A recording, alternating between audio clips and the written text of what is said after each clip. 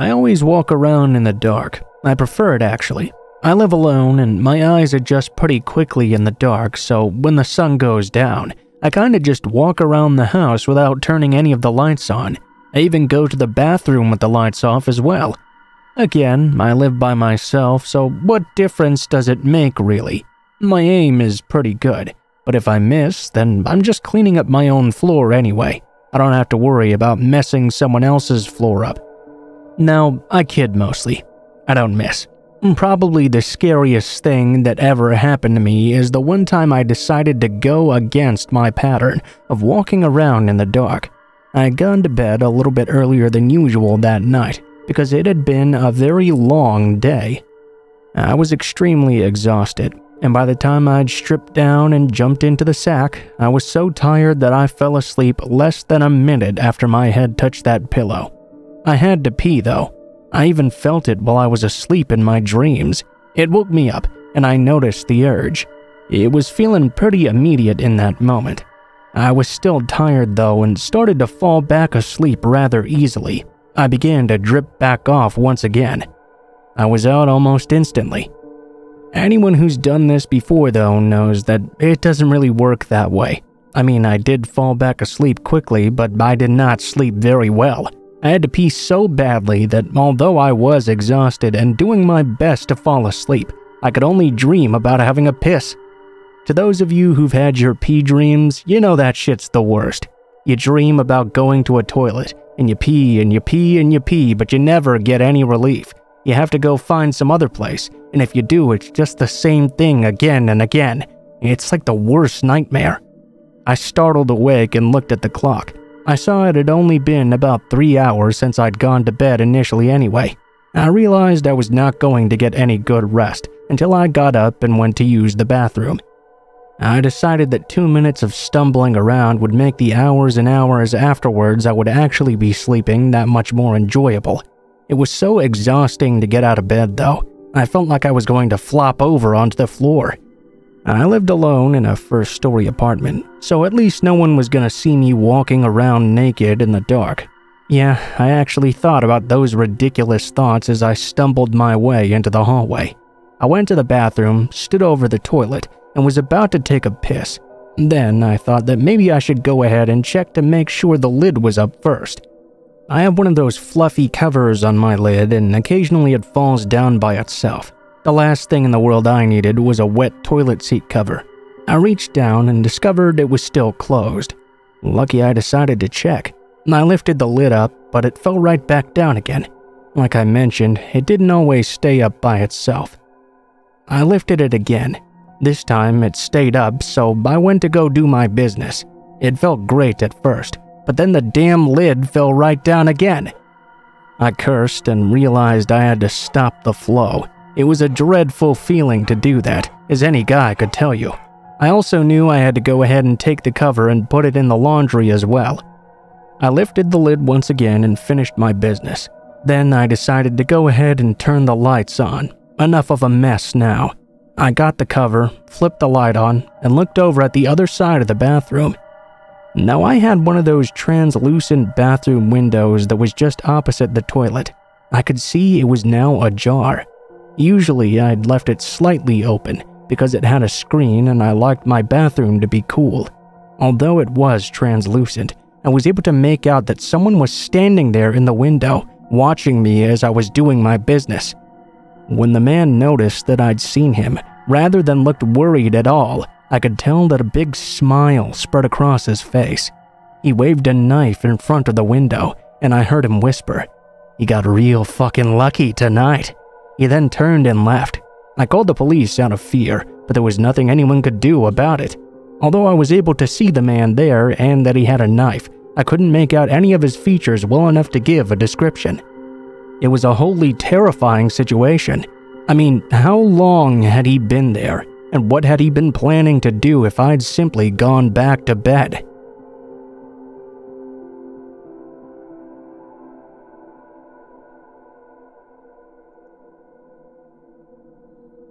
I work for one of Australia's biggest telecommunication companies in their operational security department.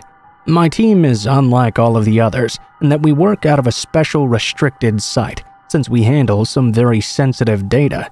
Every morning, I have to drive through a security gate and have my pass vetted by one of the 2 guards. I park in the nearly empty lot and then pass through several more security doors to get by another guard before I even make it to the damn stairs. The buildings on the site were built in the 70s and 80s, and as far as I can tell, they haven't been updated at all. The lights are all old fluorescent tubes with ancient air conditioning ducts spewing dust out onto our heads.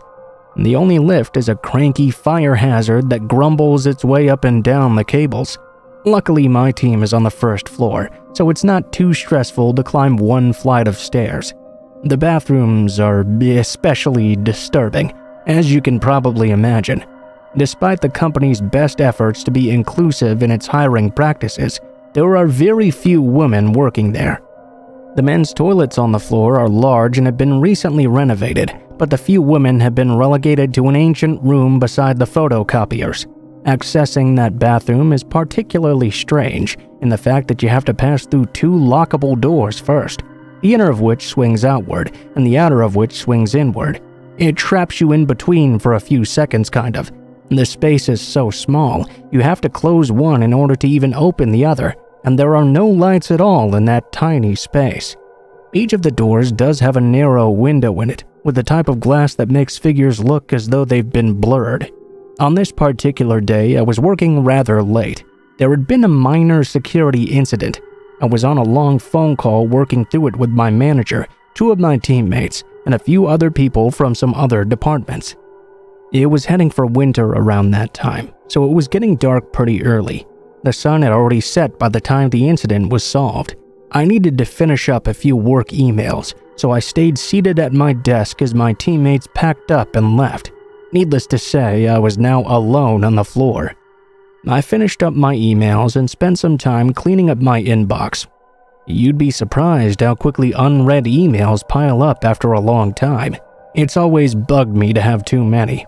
Those 2 doors I mentioned earlier, leading to the women's toilets, had a very specific squeak, always followed by the heavy clunk of a door hitting the frame too hard. It surprised me then that I heard one of them, and then the other opening and closing shortly after. It was rare to hear those doors even during the daylight, but right then I was pretty sure I was all alone. Surely I was the only woman. I waited, breathless, for any sound. I turned my chair around slowly and watched the outer door, clearly visible over the top of the cubicle walls, waiting for it to open once more. It stayed mute and motionless, but I couldn't bring myself to either turn around and resume working or get up and go investigate. While I was occupied watching that door that would not move, I heard the distinct tapping of feet coming down the stairs from one of the upper floors. I assumed it must be someone else going home. I ignored it and continued to focus on the silent door. The footsteps on the stairs paused halfway down. I spun around subtly to glance at whoever was standing there on the stairs, only to discover that no one seemed to be there either. At this point, I was ready to nope the fuck out of there, when suddenly there was a third sound. There's a large plaster dividing wall down the middle of the building. There was a walkway that punched through approximately halfway along. I sat with that walkway to my direct left and my back to the main aisle between the cubicles. As I stared at the stairs trying to figure out what was going on, through the plaster walkway, I could hear a distant whistling tune. It was so out of place on this silent floor that despite the cheerfulness of the sound, my blood chilled. The whistling got closer, heading for the gap in the plaster wall. My heart hammered against my ribs. My mouth went dry, and tears formed as whoever this was made their way towards me. The bathroom doors banged once more, first one and then the other. I stood up with a yelp and knocked over my chair, turning to look at the loud doors. My legs were shaking as I stood in the middle of this empty floor and waited to see what was going to happen. It even felt like the smell of the place had changed. Just when I thought it couldn't get any worse, the lights in my row flickered above me. The bathroom door smashed again. I collapsed onto the floor, skidding across the old carpeting to shelter under my desk in the darkness. Clutching my knees, I closed my eyes. The distant whistling picked up once more, and an equally distant phone started to ring. Someone thundered up and down the stairs, and the whistling started getting closer and closer. It remained cheery and unperturbed, despite the level of noise coming out of the stairs and the banging of those bathroom doors. I huddled further under my desk as the cheerful noise passed by. Whoever this was stopped right next to me, and I held my breath. All of a sudden, the lights came back on in full force. The bathroom doors stopped shaking, and the stairs were once again apparently unoccupied. It took me almost 10 minutes to brave crawling out from under my desk. Still shaky, I righted my chair and sat down to shut my computer off. As I calmed down, I tried to rationalize what had happened. I don't know, maybe wind created the whistling noise, or maybe the ancient wiring caused the lights to flicker on and off. I packed my laptop and headed downstairs cautiously. I said goodnight to the guard at the front desk. He looked up from the poor quality TV screens with a friendly smile and said, "You guys are always up working so late. At least you're not the last one to leave tonight." Frowning, I wandered over and looked at the CCTV screens. I gasped. It seemed standing there unmoving in the middle of the first floor landing was a figure in the dark. The screen flicked automatically to another view. After about 10 seconds or so, it flipped back to the first camera, and the figure had disappeared. As I watched further, I couldn't find any sign of them. The guard frowned with obvious confusion. That's odd. If somebody's up there, then the light should be on, I think. I don't know what was going on that night, but I sure as hell don't want to find out."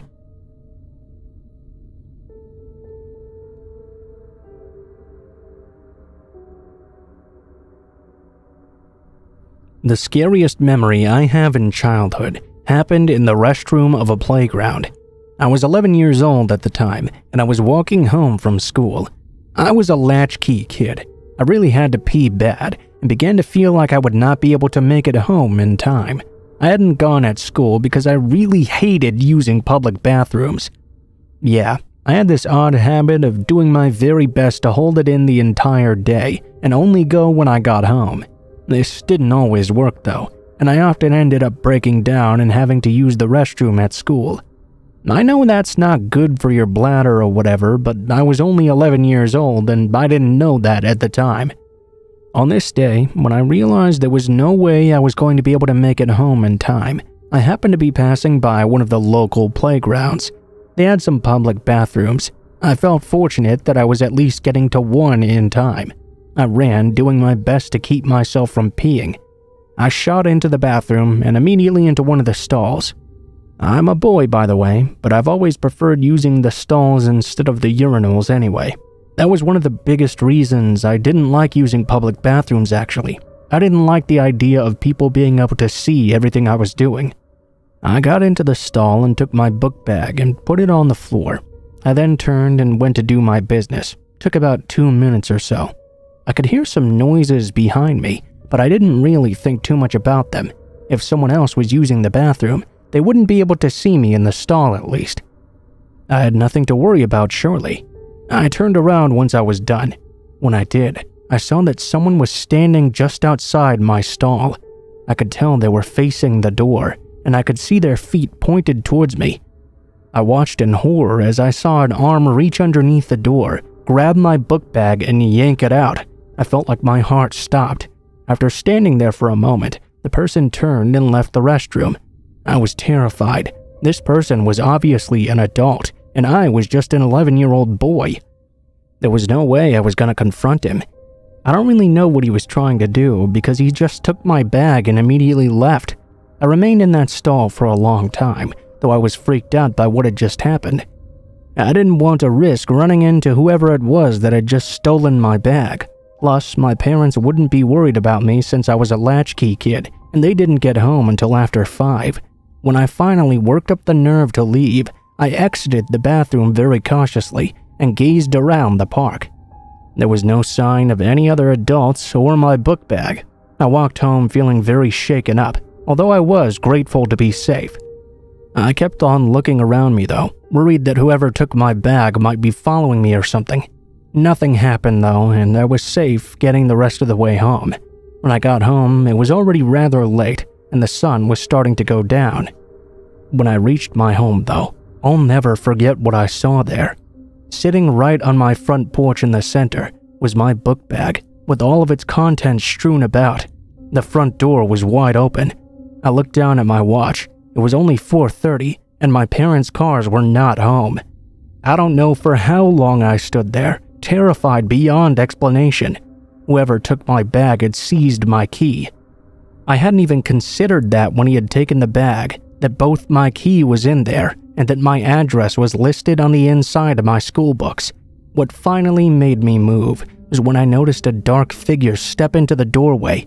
He saw me looking at him and appeared surprised to see me. Before he could do a thing, though, I began screaming and running over to my next-door neighbor's house. It only took a moment before the housewife next door came out of her house and saw what was happening. She saw me, then looked past me and saw the man who had broke into my house. She grabbed me and pushed me behind her, then pulled me inside. She called my parents and the police. I felt so guilty for letting my bag get stolen. The guy got away, and he had taken some valuable items as well. My parents weren't mad at me though, thank God. They understood it wasn't really my fault. Even so, I was still terrified for the longest time though. Whenever I went to sleep at night, I always looked at my window, expecting to see the face of the man who broke into my home and got away clean.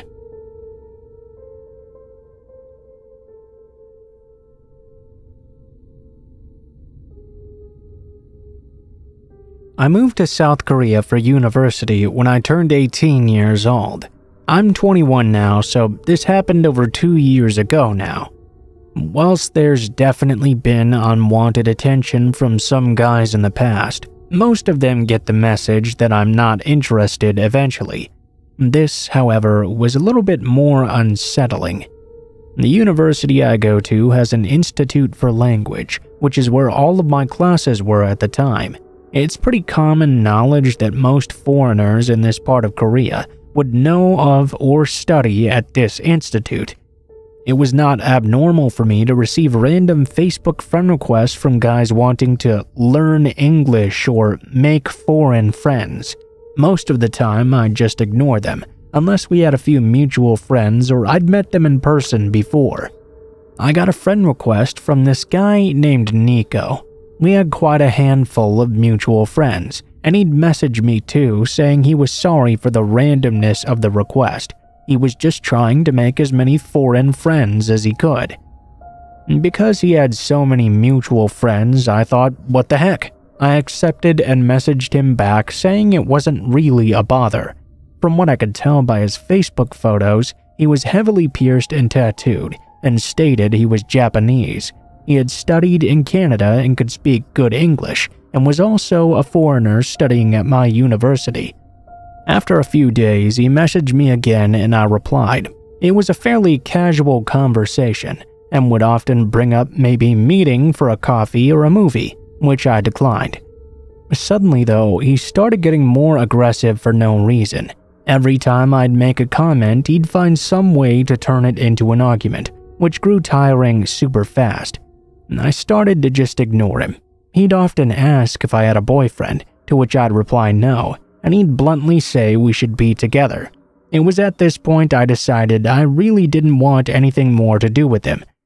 I politely declined on the basis that I didn't know him, we'd never met in person, and we hadn't even known each other a full week.